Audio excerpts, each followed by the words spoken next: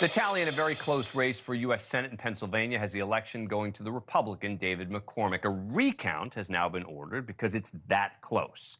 But now some local Democrats are going a step further and insisting on counting illegal or improper ballots, and they're admitting it.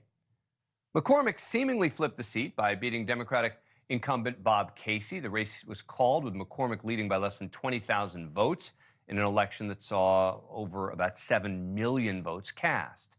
Here's the Secretary of State of Pennsylvania. Because that margin is less than 0.5%, state law required me to order a recount. County officials will then immediately move on to recounting every ballot cast in the U.S. Senate race. That's nearly 7 million paper ballots that our 67 county election offices will recount as they complete the process. So Senator Casey has refused to concede the race. That's his right until the recount is complete.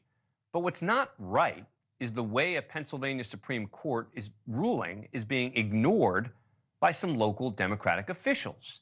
The High Court, which, by the way, is made up of 5 Democrats and just 2 elected Republicans, ruled before the election that mail-in ballots lacking required signatures or dates would not be included in the official results. Look, agree or disagree with the ruling, it is the law of the state. Except, apparently, in 4 traditionally solid blue areas, Philadelphia, Bucks, Center, and Montgomery counties, they're still counting those ballots.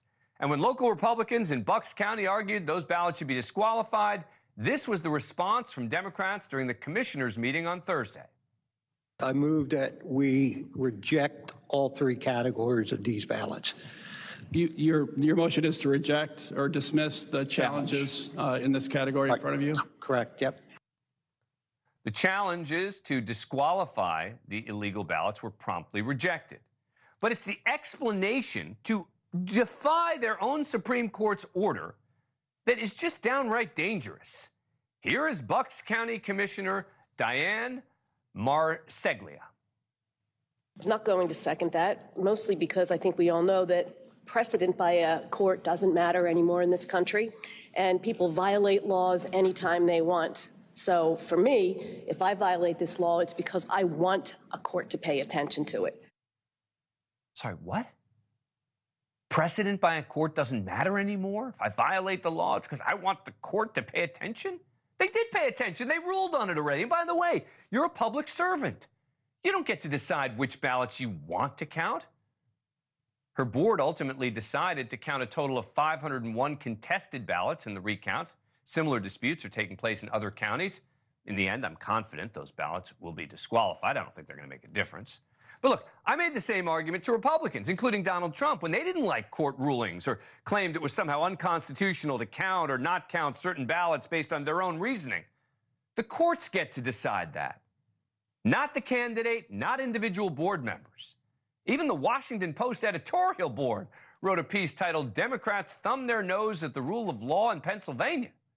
The article is reading in part, "The mere attempt to defy judicial rulings is corrosive to democracy and invites similar behavior in future elections." They're right. And so is RNC Chair Michael Whatley. He said, "Let's be clear about what's happening here. Democrats in Pennsylvania are brazenly trying to break the law by attempting to count illegal ballots. They're doing this because they want to steal a Senate seat from Dave McCormick. This is the exact kind of left-wing interference that undermines voter confidence." Now, it is pretty rich for the RNC chair to be waxing poetic about undermining voter confidence when that's exactly what many in his party have done for the last 4 years, and by the way, continue to do in some places. In Wisconsin, for example, incumbent Democrat Tammy Baldwin edged out Republican Mark Hovde by 0.9%. Hovde has been suggesting with zero evidence that there was voter fraud.